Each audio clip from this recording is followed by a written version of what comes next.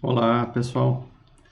Então, vamos dar sequência à nossa aula de tecnologias utilizadas em sistemas embarcados, né? Agora entrando no assunto de revisão de linguagem assembly, né? Daí alguém poderia perguntar, mas quem é que programa em assembly hoje em dia, né? Se nós temos linguagens de alto nível como Python, de nível intermediário como C e C++, então por que que eu programaria algo em assembly, né? Então, o motivo é o seguinte, pessoal. Vocês estão fazendo um curso de engenharia de computação, né?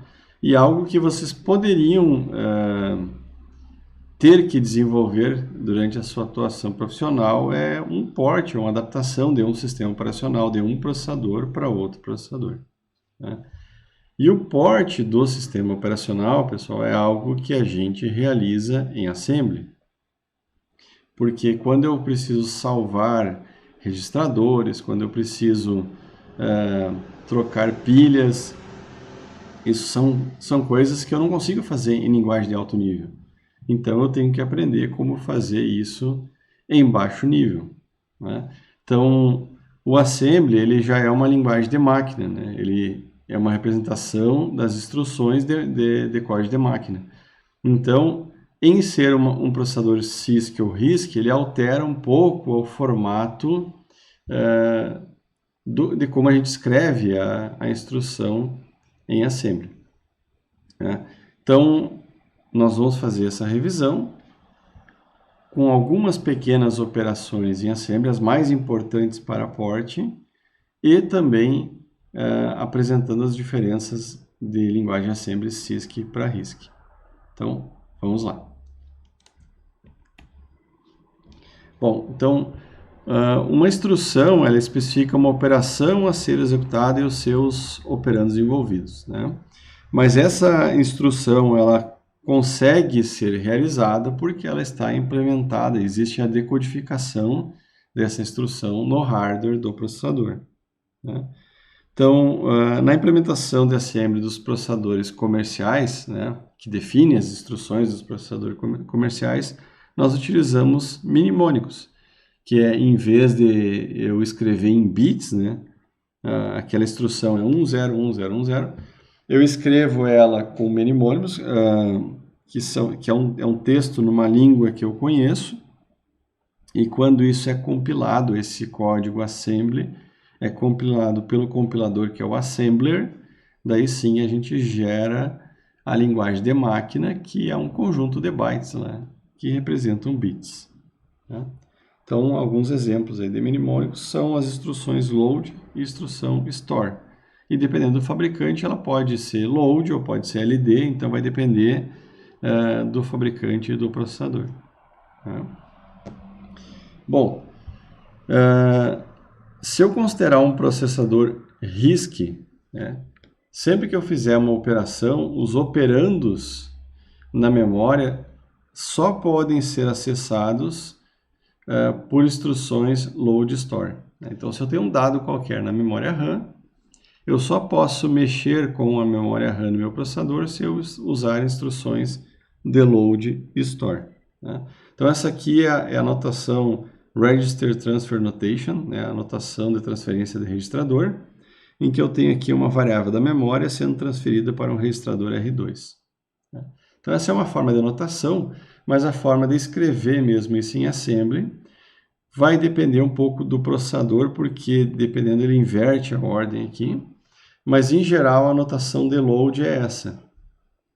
Load algum local na memória, essa variável, para um registrador R2, né? Ou load fonte destino, ou load local na memória registrador, né? Como vocês preferirem interpretar essa informação. Então, sempre que eu precisar, eu declaro uma variável i lá no meu código e eu preciso trabalhar com essa variável i, o código em C vai ser compilado para uma linguagem assembly que vai fazer como primeira operação esse carregamento aqui da informação para dentro de um registrador. Como a gente viu na aula passada, processadores RISC têm bastante registradores. Daí vocês vão me perguntar, mas o que é bastante registradores, né? Pessoal, 12, 16 registradores é bastante registrador, porque tem processador CISC que tem 2 registradores, né? Que é uma memória de alto desempenho e que ocupa bastante área de silício. Esse local da memória, pessoal, ele pode ser especificado de diversas formas. E essas diversas formas são os modos de endereçamento. Então, é extremamente importante que vocês entendam os modos de endereçamento, porque eles são importantes para realizar o port de um sistema operacional, né? Então, a operação de store ela é inversa, né? Então, eu copio um dado do registrador R4 para um local na memória, para uma variável, né? Então, a notação em assembly seria store R4 para o nome da variável que vocês estão guardando na memória, ou fonte destino, ou registrador local na memória, né? Essas 3 notações seriam a mesma coisa. Bom, se eu tenho no processador RISC que todos os operandos de operações lógicas e aritméticas devem estar nos registradores, então, sempre que eu for fazer uma operação desse tipo, eu vou trabalhar com 2 registradores, né? Não um, nem 3, nem 4, né? As operações lógicas e aritméticas no processador RISC vão ser com essa notação, né? Eu tenho um registrador, eu somo com outro registrador e o resultado vai para um terceiro registrador. Então, esse é um tipo de instrução bem conhecida de processadores RISC, né? A notação em assembly seria, eu vou somar o conteúdo de R2 com R3 e o resultado vai para R4, né? Então, eu tenho a fonte 1, a fonte 2 e o destino. Então, esse é um tipo de operação aritmética tradicional de processador RISC, tá? Bom, mas eu escrevi lá em C agora, o código está em C, faltou ponto e vírgula aqui, né? A variável C é igual a A mais B, né? A notação disso seria A mais B, C recebe A mais B, né? Mas em assembly, isso aqui num processador RISC, ele vira 4 instruções.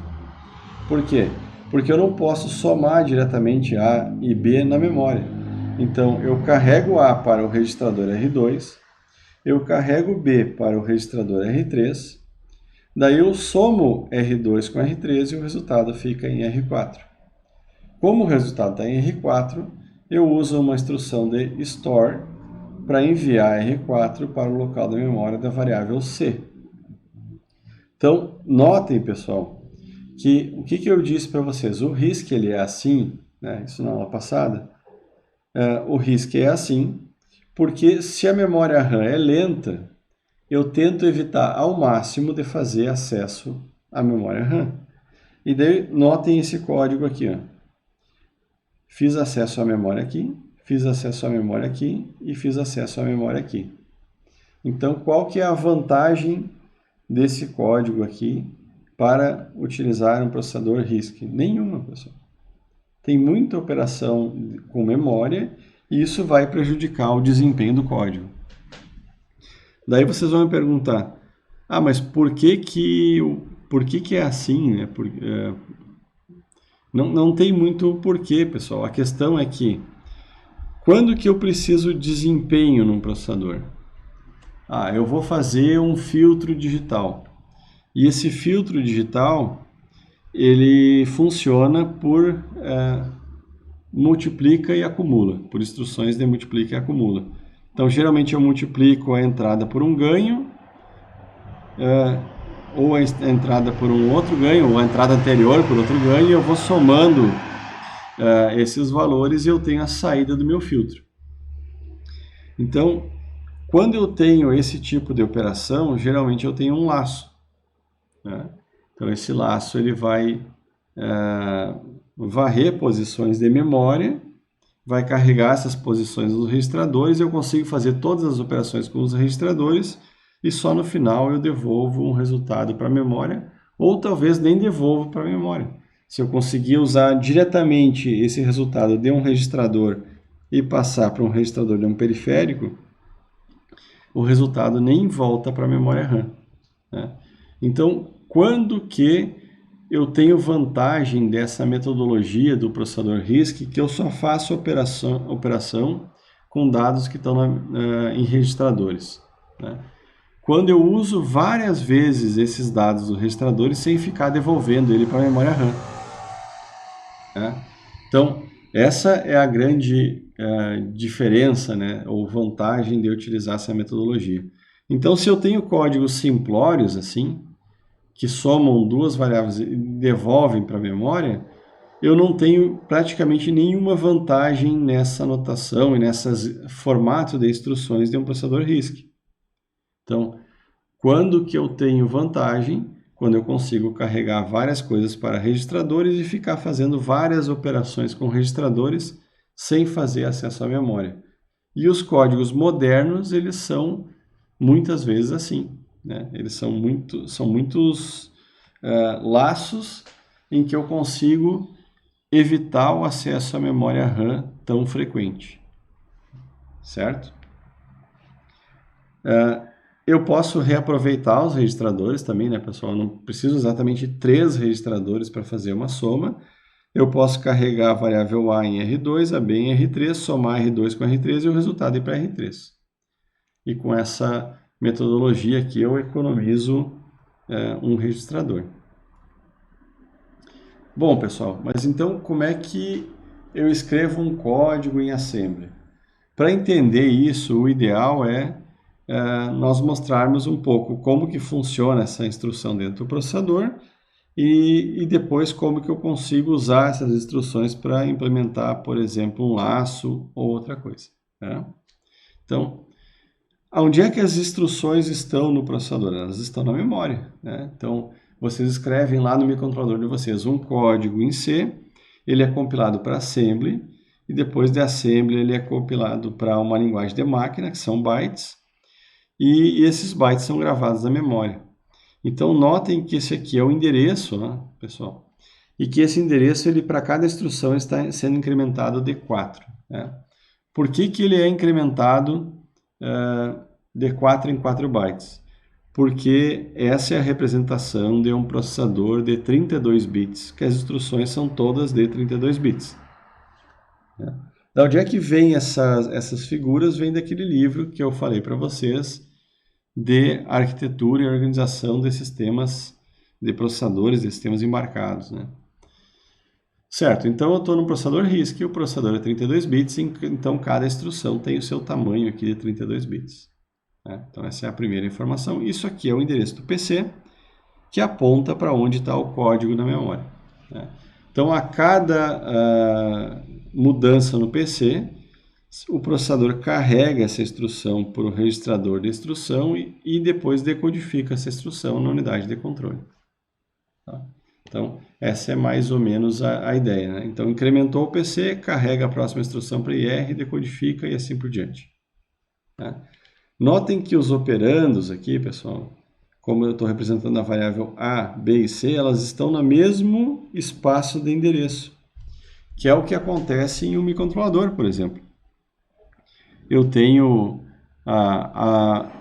por exemplo, a memória RAM da posição 0 até a posição 1000, daí eu tenho a memória flash da posição 1000 até a posição 2000 e assim por diante.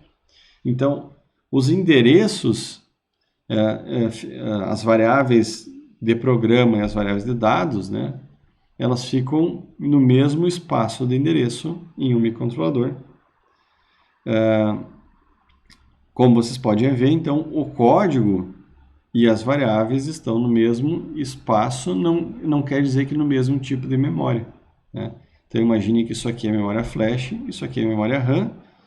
O endereço é contínuo, mas a partir de tal endereço começa a flash, ou a partir de tal endereço começa a RAM. Né? Bom, só um instante, pessoal.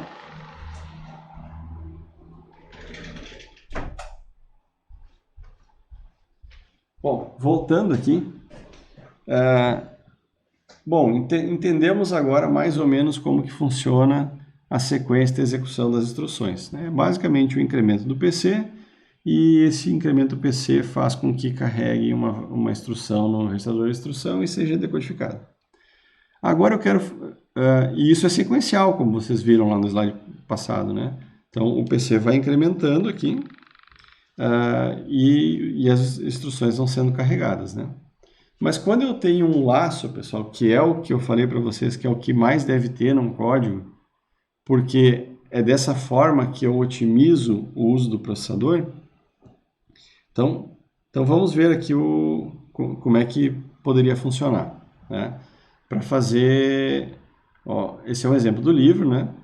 Determine o endereço do próximo número, carregue o próximo número e some ao registrador R3. Então, o que ele quer fazer aqui? Ele quer fazer um laço que fica somando os dados de um vetor, por exemplo.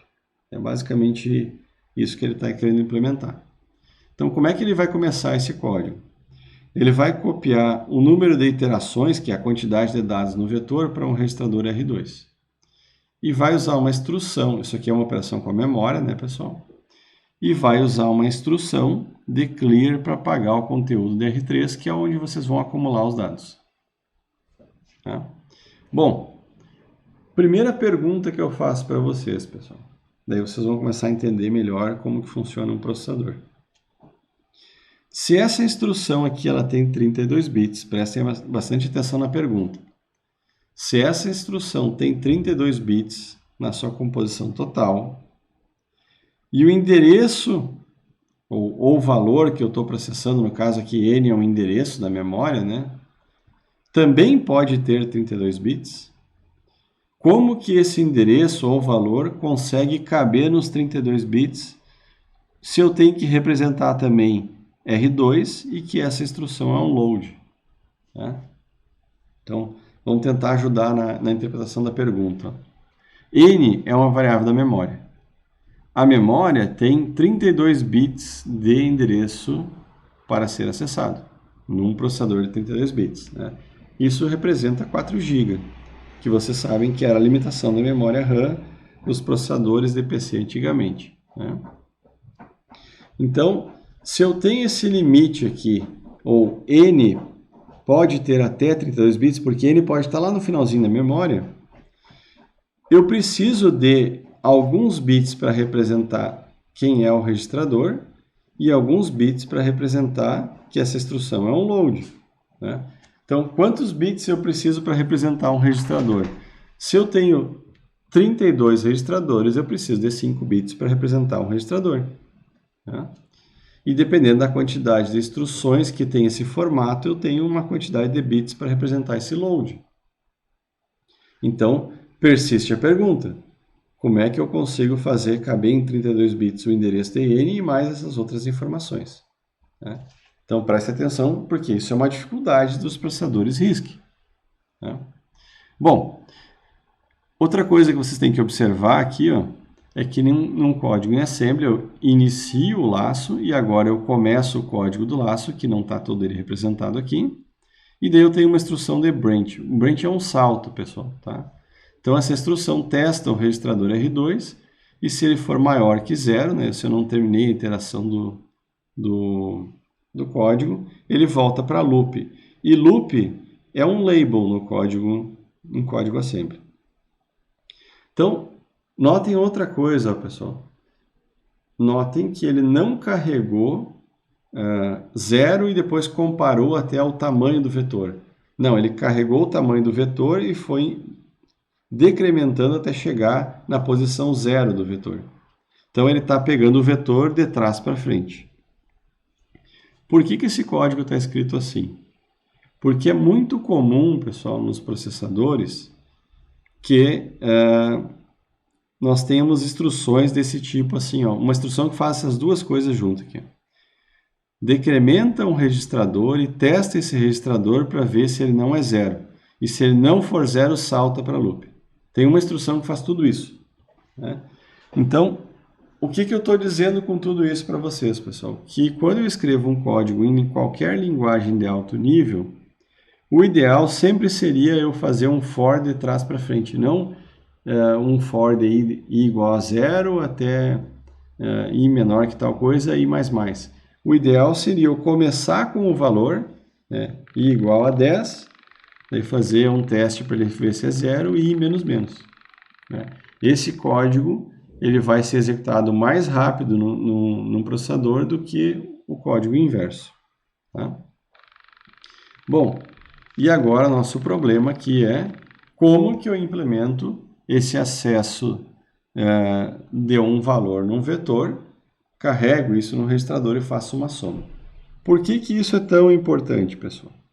Porque vocês vão ver que isso impacta em modos de endereçamento. Como é que eu posso acessar um vetor em linguagem assembly, né? E por que que isso é tão importante? Porque, no final das contas, as pilhas dos processadores são vetores, vetores de dados que são registradores, né? Então, se eu for salvar um contexto, eu tenho que operar com um dado que é mais ou menos um vetor de registradores. E é por isso que é tão importante entender como que a gente faz isso em assembly, né? Então, quais são os modos de endereçamento que nós temos?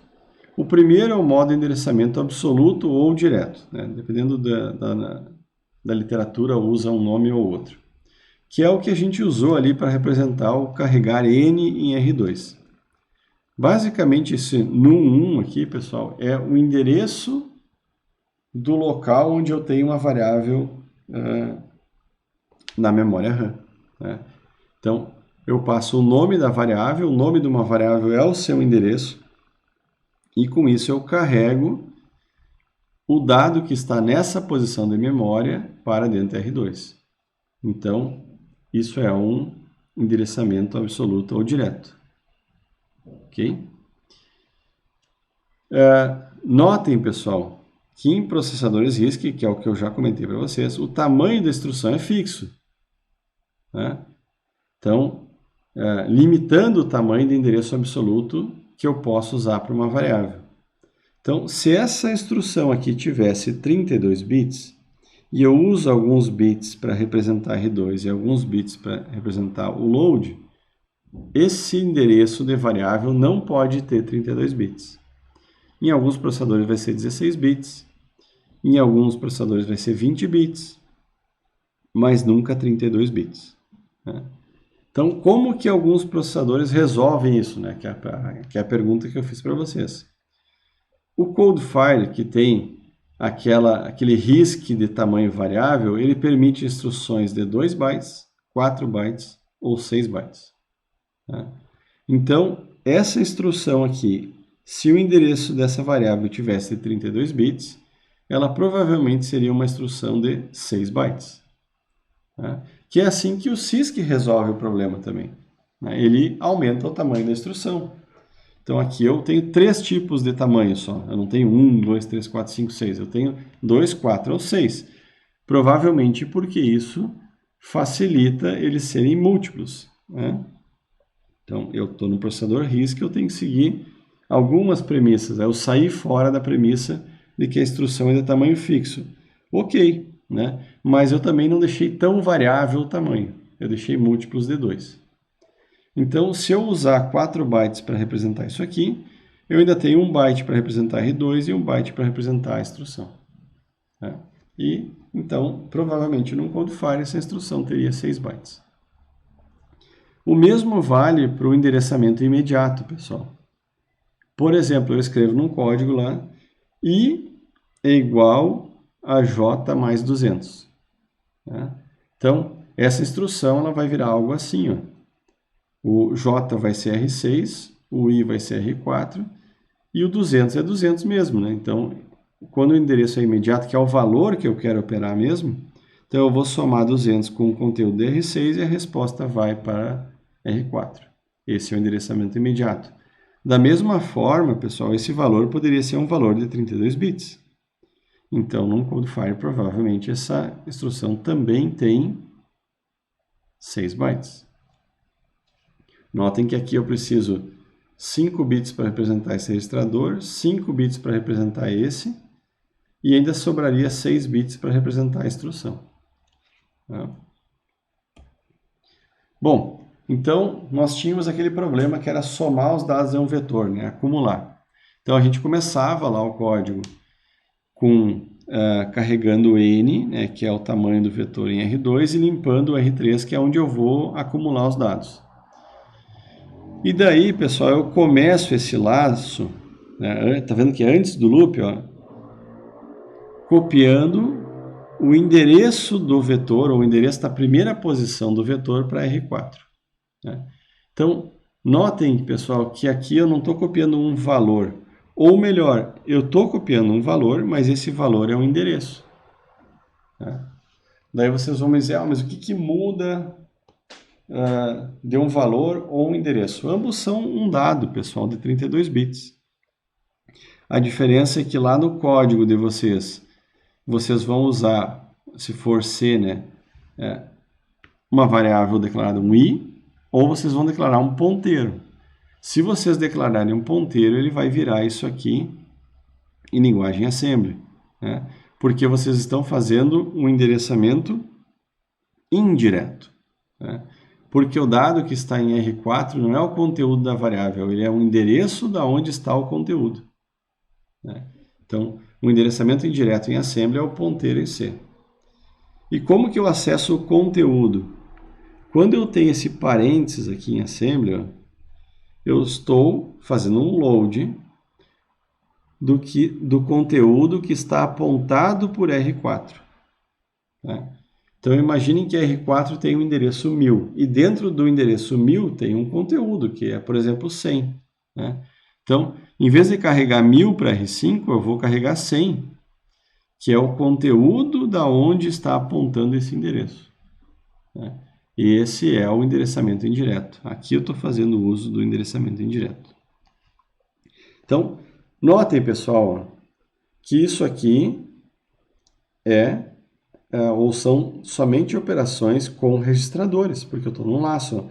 Notem que eu comecei o laço, não tem mais memória na jogada. Então, o que vai acontecer aqui? Ó? Tem um load. Bom, tem uma operação na memória, né? Infelizmente precisa, né, pessoal? Os dados estão na memória. Mas a partir daqui, ó, é só registrador. Então, o conteúdo está em R5, que eu carreguei, né?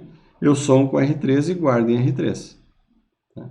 Daí eu somo R4D4. Por que eu somo R4D4, pessoal? Porque eu estou considerando que esse vetor são dados de 32 bits. Então, ao eu somar R4 com mais 4, eu pego a próxima posição do vetor. Né? Eu subtraio 1 de R2, que é o tamanho do vetor, né? E faço o teste para ver se R2 é zero. Se R2 não é zero, volto para o loop. Só que aqui, pessoal, R4 não tem mais o mesmo valor, porque ele foi adicionado D4. Então, o que eu vou fazer? Eu vou pegar o próximo valor na memória e vou carregar em R5. Esse próximo valor de R5 é somado com R3 e a resposta é guardada em R3. Eu estou acumulando em R3. Incremento o endereço de novo, decremento a quantidade de dados que eu quero processar e salto aqui e fico nesse laço. Então, qual que é a grande jogada desse aponta aqui? Ó? Como eu consigo mudar o valor de R4, eu consigo mudar o local da memória que eu estou acessando para carregar para dentro de R5. Então, essa é a forma como que a gente trabalha com vetores em assembly, que é conhecido como endereçamento indireto do assembly. Né? Então, se eu pegar esse código em C aqui, pessoal, é exatamente isso. Ó. B é um endereço. Tá? Então, eu estou carregando o conteúdo de B para dentro de A. Então, isso vai virar algo assim. Ó. O B é um endereço, então eu carrego B para R2. Daí eu copio o que está apontado por R2, que é o endereço de B, para dentro de R3. E daí salvo esse R3 na posição de memória ou na variável A. Tá? Então, essa aqui é uma operação de ponteiro. Então, notem que é diferente de fazer A igual a B. Se fosse A igual a B, eu faria load de B para R2, store de R2 para A. Né? Como eu tenho um ponteiro, eu carrego o endereço em R2, acesso o que está apontado por esse endereço e copio para R3, e daí R3 é copiado para A. Né? Eu tenho uma operação a mais. E ponteiros, pessoal, existem para a gente trabalhar principalmente com laços. Né? É uma das utilidades. Porque um vetor em C nada mais é do que um ponteiro. Só que é um ponteiro que vocês também alocam memória RAM. Né? Um ponteiro, por si só, não aloca memória RAM. Um vetor, ele é um ponteiro, mas ele também aloca a memória. Essa é a grande diferença. Tá? E eu tenho também, pessoal, o modo de endereçamento indexado. que é uma variação do indireto, né? Então, em vez de eu carregar em R2 o que está apontado para R5, eu carrego em R2 o que está apontado por R5 deslocado de 20. Então, notem, isso aqui também são figuras daquele livro que eu comentei para vocês. Ó. Notem que dentro do registrador R5 eu tenho o valor 1000. Né? Então, 1000 deslocado de 20 é 1020. O que eu tenho na memória na posição 1020? Eu tenho um operando que eu quero copiar para dentro do R2. Eu poderia fazer diferente? Com certeza. Eu poderia ter o endereço inicial como esse indexador aqui e o deslocamento dentro do R5. Então, de novo, aqui, ó, 1000 mais 20, né? Então, eu vou copiar para R2 o que está apontado por 20 deslocado de 1000, que é a mesma posição 1020, né, pessoal? Então, isso aqui funciona da mesma forma e eu vou copiar esse operando para dentro de R2. Né? É isso que está fazendo esse código. Por que existem essas duas variações? Na verdade, não é bem uma variação, né, pessoal? Você só tem que cuidar que geralmente há um limite de tamanho nesse valor 1000 aqui. R5 não, o conteúdo do R5 pode ter 32 bits, ele é um registrador de 32 bits. Já isso aqui ó, é uma instrução de 32 bits que gasta alguns bits para representar R2, gasta alguns bits para representar o load, né?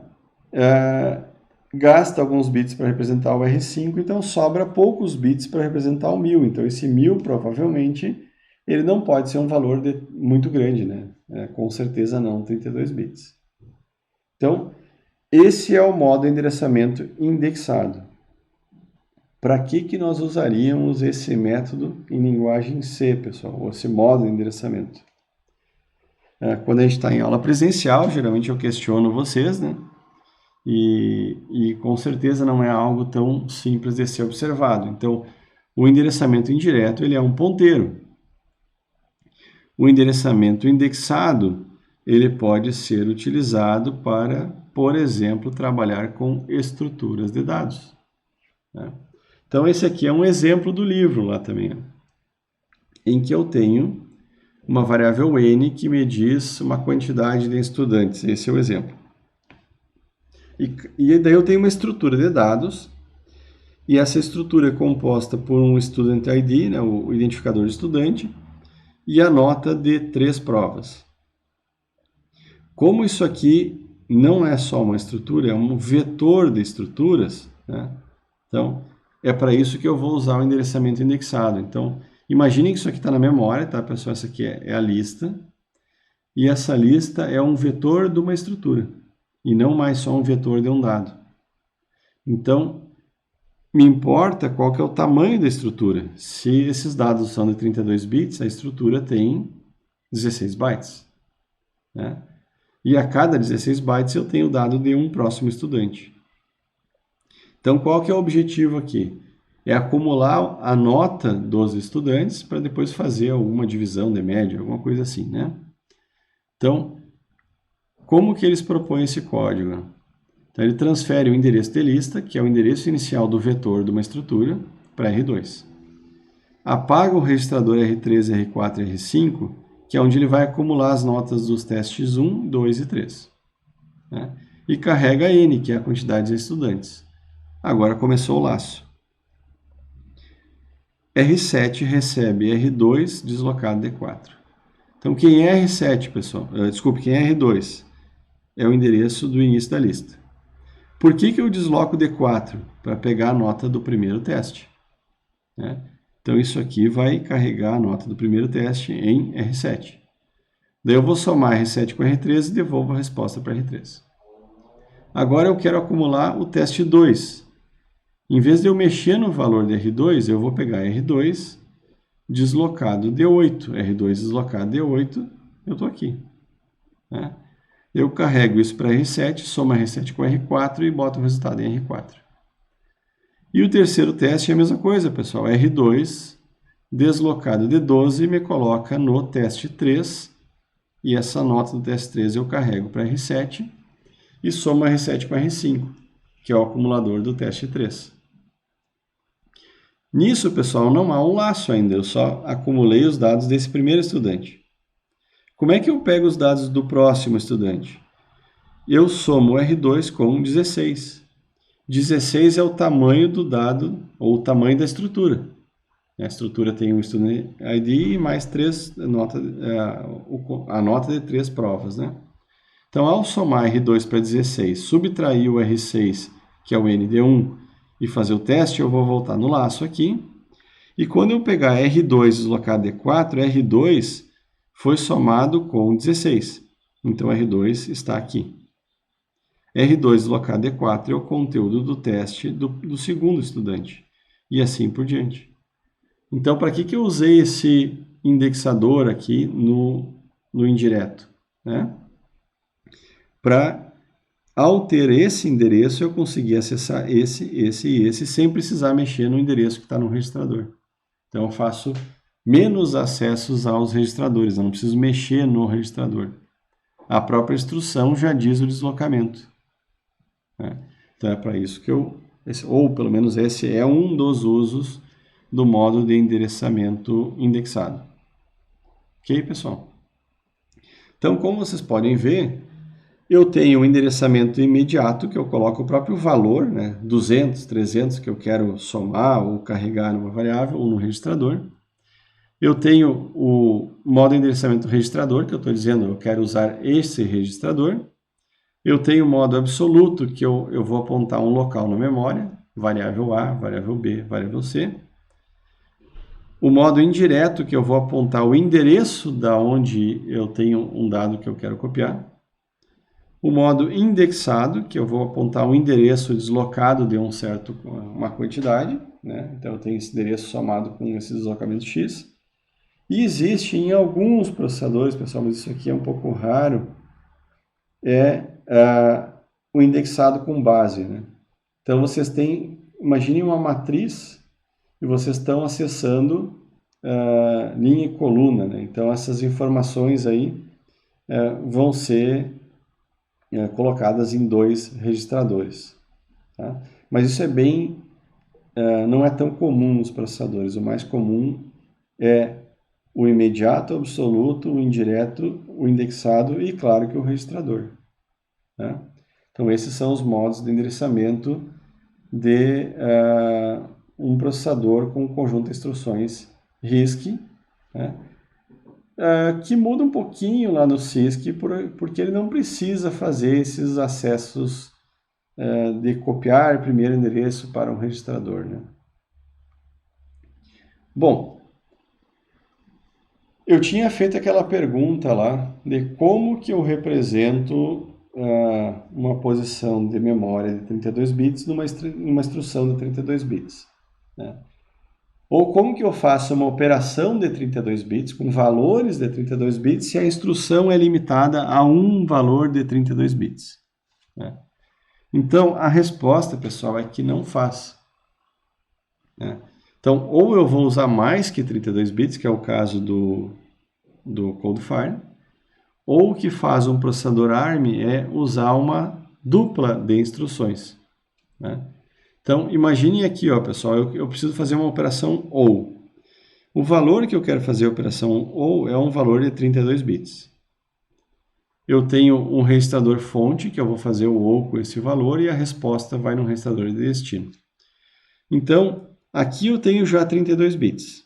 Aqui eu tenho mais 5 bits, aqui eu tenho mais 5 bits, e aqui eu tenho mais alguns bits para dizer que é uma operação OU. Então, como é que esses processadores fazem para operar 32 bits? Eles têm um conjunto OU e OU high, por exemplo. É um exemplo. Né? Então, como é que isso funcionaria? Para poder fazer uma OU com um valor de 32 bits, eu preciso de 2 instruções e não mais uma. Tá? Então, aqui é um exemplo. Ó. Eu vou fazer um OU de um valor, acho que eu não mostro aqui o valor total. Eu quero fazer uma OU DR0 com 20004FFS F0. Né? Então, eu faço em 2 pedaços, pessoal. Então, eu pego a parte alta aqui e faço o comando OU high. Então, o ou high vai fazer o 2000 ou high com R0. Qual que é a resposta disso? Que vai ser gravada em R2. É essa, porque R0 tinha 0 inicialmente, né? Então, ele vai colocar isso na parte alta de R2. Então, ele vai fazer essa OU com a parte alta de R0 e coloca a resposta em R2, na verdade, né? E o complemento dessa instrução é uma OU, que não é ou low, né? Em que você já tinha esse pedaço aqui, ou 2000 dentro de R2, e agora eu vou complementar com 4FFF0 e a resposta é essa aqui, ó. Então, eu tive que fazer a parte alta e a parte baixa, né? Então, notem, pessoal, que um processador de 32 bits, idealmente, ele não vai ter o melhor desempenho processando dados de 32 bits. O que eu estou dizendo isso para vocês? Se vocês forem usar uma variável na memória que que poderia ser 16 bits, que é um short em C, talvez seja melhor usar um short, ou talvez esse endereço também seja o endereço para um conteúdo de short, seja melhor do que usar um inteiro, porque o inteiro é 32 bits. Então, se eu usar o inteiro, talvez eu tenha operações de duas instruções. Agora, se isso aqui fosse um short, eu consigo representar em 32 bits 16 bits, né? E usar os outros 16 bits aqui, né? Então, sempre que eu uso variáveis de 32 bits ou endereços de 32 bits de um processador de 32 bits, provavelmente eu vou usar duas instruções para fazer uma ou para fazer um load, ou fazer um move, ou qualquer coisa desse tipo, né? Tanto isso é verdade, pessoal, que para facilitar a escrita de programa em Assembly, tem conjuntos de instruções que têm pseudo-instruções. Na verdade, elas não são instruções de máquina. Elas vão ser quebradas em duas instruções de máquina. Então, essas pseudo-instruções elas são substituídas por uma sequência específica de instruções de código de máquina, né? Então, por exemplo, se eu carregar um valor de uma variável de 32 bits para R2, né? Isso aqui não cabe em 32 bits, pessoal, não tem como, né? Então, como é que um processador ARM faz isso? Ele tem a pseudo-instrução move32. E essa move32, ela é um par de instruções move e move-t, né? Então, quando eu faço essa instrução, ela quebra em duas, né? E eu vou ter duas instruções executadas em sequência, né? É isso que vai acontecer, né? Então, se em vez de fazer essa operação em um ciclo de clock, vai levar 2 ciclos de clock, né? Então, notem que vale a pena otimizar algumas coisas para 16 bits sempre que possível quando eu estou usando um processador de 32 bits, né? E o mesmo vale para um processador de 64 bits. Se eu estou usando um processador de 64 bits e eu declaro um int, ele vai ser 64 bits. Mas se eu declaro um long, ele vai ser 32 bits. E é melhor usar o long, se for possível, do que usar o int, porque eu vou conseguir diminuir ou condensar o código em menos instruções.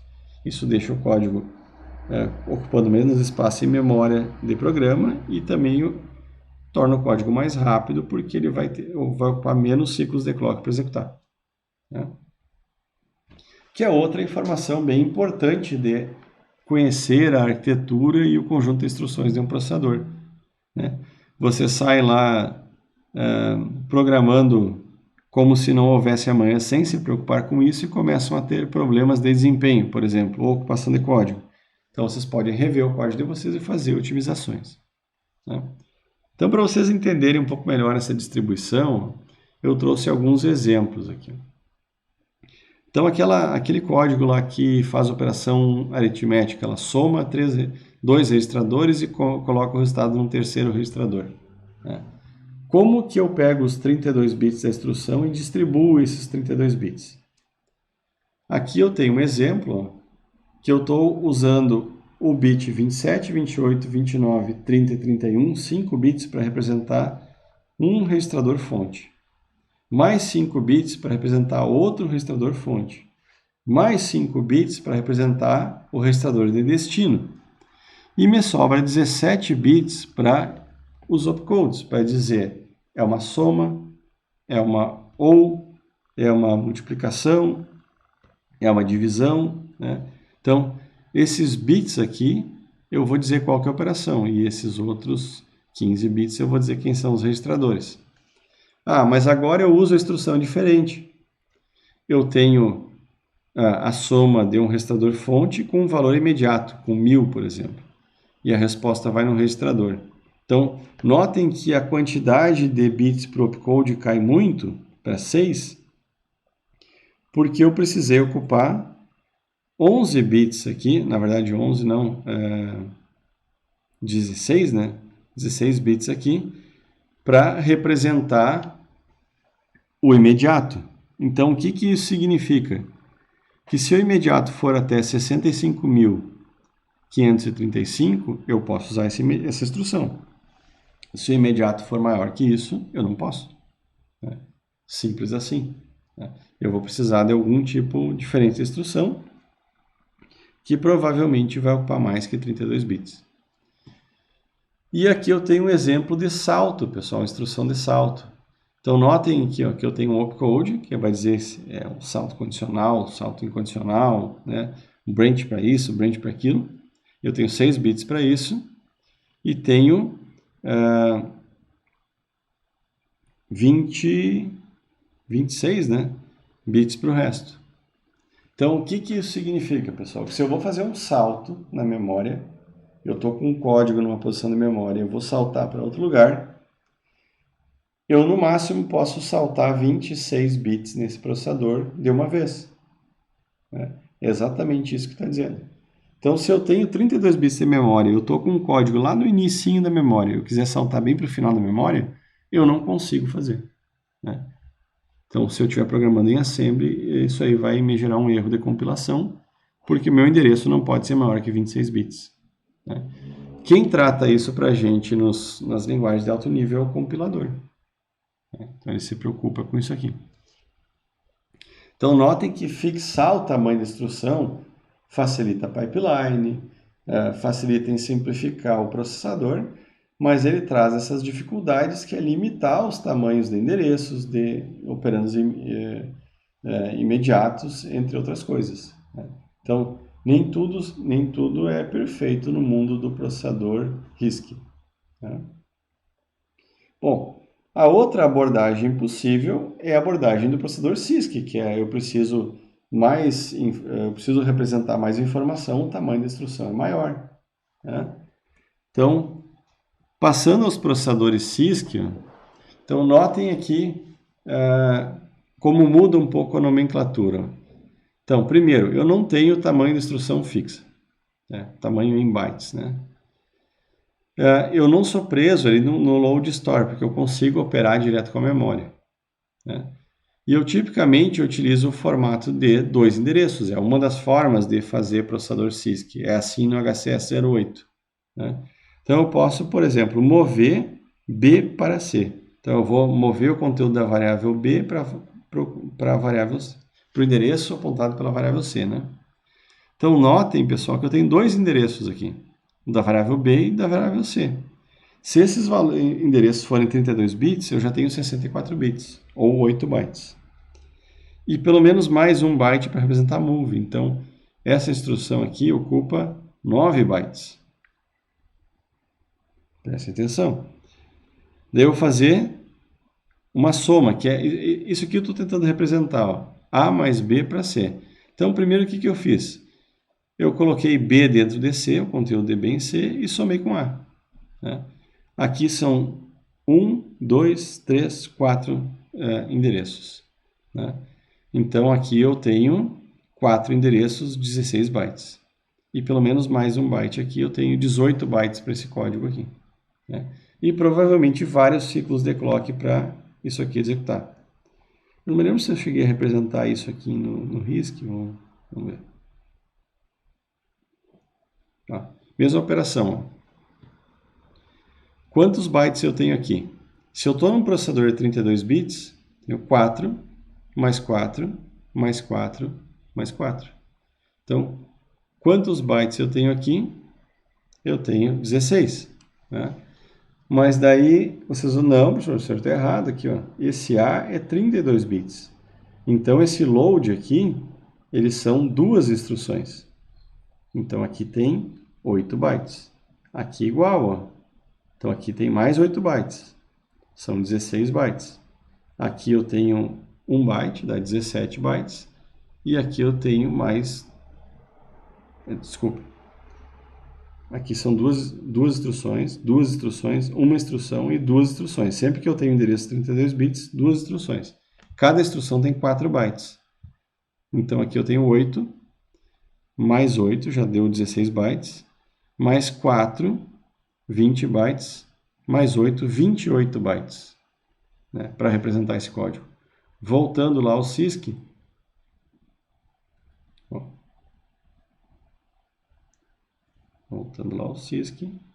chegamos lá. Tinha falado para vocês aqui, ó, 4 mais 4, né, 8, 16 e mais 1 byte para os operandos aqui, 18 bytes. Então, o que eu ganhei com o CISC? Eu ocupei menos espaço na memória, 18 bytes, para os 28 do RISC, né? Só que lá no RISC, eu tenho...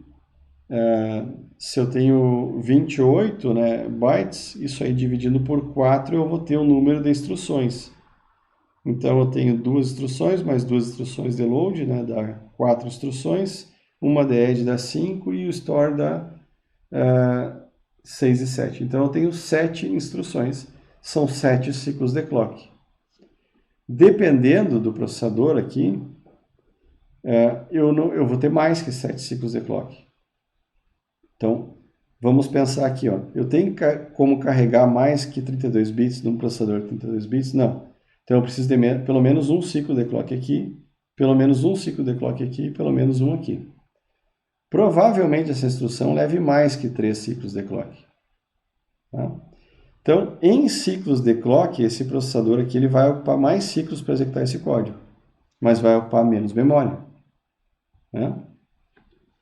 E o RISC é o contrário, ele vai ocupar mais memória, no entanto, ele vai ocupar menos ciclos de clock, né? Então, o RISC ele propicia melhor desempenho, mas vai ocupar mais memória. E o que a gente tem geralmente à vontade num PC é memória, né? Memória a gente tem bastante. Já a capacidade de processamento é, de certa forma, limitada. Então, faz sentido nós utilizarmos a técnica RISC, mas eu vou ocupar mais memória. A menos que eu use técnicas de densidade de código, que essa é outra aula, e processadores de sistemas embarcados com certeza fazem uso, tá? Eu tinha marcado aqui para vocês notarem, né, que o move DB para C é uma operação de load store sem precisar usar os registradores, né? Sem falar que aqui eu estou fazendo muito acesso à memória e isso também pode prejudicar o desempenho, né? Então notem, pessoal, num processador HCS08, que é um CISC puro, ó, que mesmo uma instrução clear, ela tem tamanhos diferentes, né? Ela pode ter 5 bytes, 1 byte, 1 byte, 5 bytes, 4 bytes ou 6 bytes. Por que isso, pessoal?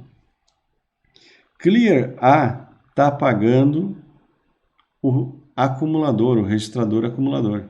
Então, eu não tenho endereço nenhum, eu tenho só uma informação de um registrador e eles entendem que eu consigo representar o clear e qual é o registrador em 1 byte. Perfeito. 1 byte, um ciclo de clock. O registrador X e H são outros registradores. Ó. Com 1 byte eu consigo representar a instrução para apagar esse cara, porque é CISC, né? Então, tamanho da instrução variável.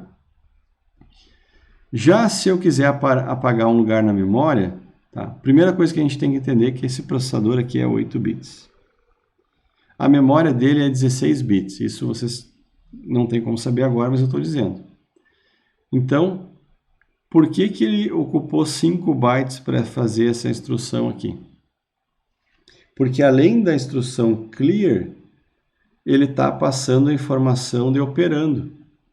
E provavelmente esse processador aqui ele consiga acessar a memória de até 32 bits. Porque ela era 16 bits, depois ela foi ampliada para 32. Então, essa instrução carrega 32 bits do endereço da variável que ele quer apagar, mais 1 byte que representa o clear. 5 bytes, 5 ciclos de clock para conseguir fazer isso aqui. Tá? Então, notem que mesmo uma instrução específica, um clear, tem tamanhos diferentes. O load, pessoal, LDA aqui nesse processador é load, carrega no acumulador, no registrador A. Tá? Veja que é diferente, eu não estou informando quem é o registrador. A própria instrução diz quem é o registrador que eu estou carregando, da memória para o acumulador. Tá? E daí, dependendo do que vocês estão acessando, notem que ele chama aqui operador de 8 bits, operador de 16 bits e assim por diante. Ó. Então, se um operador é de 8 bits, um imediato de 8 bits, ele só precisa de 2 bytes. Agora, se o operador é 16 bits, ele já precisa de 4 bytes. Né? Então, isso muda o tamanho das instruções. Né? Bem interessante, né? Já aqui, eu tenho uma multiplicação. Ele multiplica o acumulador com o registrador X e o resultado fica no acumulador e registrador X. Mas por que precisa de 5 bytes para isso, pessoal? Se A e X eu consigo representar com 2 bits. Né? Na verdade, o que vai acontecer nessa instrução é que ela vai levar 5 ciclos de clock. Tá? Então, eu não me lembro se essa tabela aqui é o tamanho da instrução ou ciclos de clock. Mas eu tenho certeza que 5 ciclos de clock leva aqui. Né? Por quê? Porque apesar da representação de A e X ser simples, a multiplicação não é algo simples no processador. Então, essa multiplicação vai levar 5 ciclos de clock para executar. Então, notem que esse CISC, pessoal, ele é bem assimétrico. Né? Eu não consigo garantir que ao chamar um clear, eu vou levar tantos ciclos de clock ou que eu vou ocupar esse tamanho, um tamanho bem específico na memória. Vai depender de o que eu estou fazendo no clear. Né? Então, o CISC tem essa característica. E vocês imaginem criar o hardware que decodifica todas essas variações e tamanhos de variações. Né? Então, eu tenho um hardware mais complexo. Não é o conjunto de instruções que é mais complexo somente, é o hardware que é mais complexo. E é por isso que cada vez mais eu tenho processadores RISC, né? Que eu consigo desenvolver um processador de arquitetura mais simples. Claro que o CISC, pessoal, permite instruções bem avançadas. Né? Então, eu consigo fazer uma instrução que faz o move para um endereço. Então, olha, na mesma instrução, eu estou movimentando para um lugar apontado e já estou decrementando o endereço. Então, uma instrução extremamente complexa. Coisa que geralmente eu não tenho lá dentro do RISC. Mas não tem problema, pessoal. A única diferença é que aqui a diferença, eu vou primeiro, que aqui primeiro subtraiu, né? Eu vou primeiro subtrair e depois eu vou carregar o valor que está dessa variável para o lugar que está apontado por esse stack pointer. Né? Então, em vez de eu ter essa instrução aqui no CISC, eu vou ter essa instrução aqui no RISC. Né? Não é nada tão diferente assim, né? E daí vocês olham um código assembly do RISC para o CISC e vocês veem mais instruções no RISC do que no CISC. Né? Então, de novo, pessoal, dependendo do código, aqui eu vou ter menos tempo de execução e menos espaço ocupado que aqui. Né? Se eu acessar muito a memória, provavelmente eu vou ter bastante ocupação de código, porque os múltiplos vão ser de 32 bits. Então, se eu preciso de 5 bytes, né, o CISC ele consegue representar uma instrução. Aqui não, aqui eu vou ter que dobrar o número de instruções para 2 de 32. Agora, todo esse código aqui que não acessa a memória, né, são instruções de 32 bits. Né? Então, talvez essas instruções aqui ocupem menos espaço de memória e sejam mais rápidas do que essas aqui do CISC. Então, notem que o laço faz pouco acesso à memória. E se faz, aqui não é uma instrução de 2 bytes, porque ele é apontado. Né? A instrução que teve 2 bytes foi essa aqui. Essa aqui não, aqui eu só tenho um registrador e outro registrador. Então, aqui eu consigo representar em 32 bits, uma instrução só. Né? Então, nesse caso aqui, pessoal, notem que todo o código dentro do laço ocupa registradores. Isso faz o quê? Com que eu tenha um código que ocupe menos espaço e que seja mais rápido. Então, o grande objetivo do RISC, ou onde é que está a grande vantagem do RISC, são operações com laço. É aí que eu ganho desempenho, né? E algoritmos de inteligência artificial, filtro digital, controle, todos eles são laços de multiplica e acumula que podem ficar parecidos com isso, né? Então, eu ganho desempenho com esses processadores RISC. Então, nessa aula, pessoal, o que a gente juntou, né? Então, a gente falou um pouquinho mais sobre CISC e RISC e também mostrou os modos de endereçamento, como é que funciona para usar um vetor, como é que funciona para usar uma estrutura ou um vetor de estruturas em assembly, porque nós vamos tratar dados, quando a gente estiver portando o sistema operacional, que são vetores ou vetores de estruturas.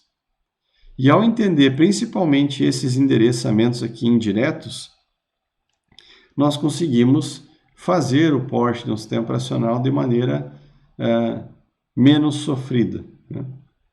Então, de novo, para que eu preciso conhecer um port de sistema operacional? Agora lançou o RISC-V. O RISC-V tem um conjunto de instruções diferente, registradores diferentes, tudo diferente do ARM. E eu tenho lá o meu sistema operacional que eu uso na minha empresa, que não tem suporte ao RISC-V. Daí o chefe da equipe de desenvolvimento fala para vocês, eu preciso de um port para RISC-V. Ou vocês vão achar alguém que já fez e vão tentar colar daquele port, ou vocês vão ter que fazer esse port. E para fazer esse port, vocês vão ter que conhecer não só a linguagem assembly daquele processador, mas como que trabalha com assembly, né? Então, é nesse sentido que é importante conhecer um pouco da estrutura interna do processador que vocês estão usando. E o segundo vocês estão com um bug muito cabuloso no código de vocês. Vocês olham o código, vocês não conseguem encontrar o problema. Daí vocês abrem o disassembly lá na depuração. E vocês começam a analisar o assembly. E talvez vocês percebam que o compilador fez uma bobagem, porque vocês não programaram tão bem, ou porque ele fez uma bobagem mesmo. Como que vocês vão descobrir isso? Simplesmente a partir do assembly, né?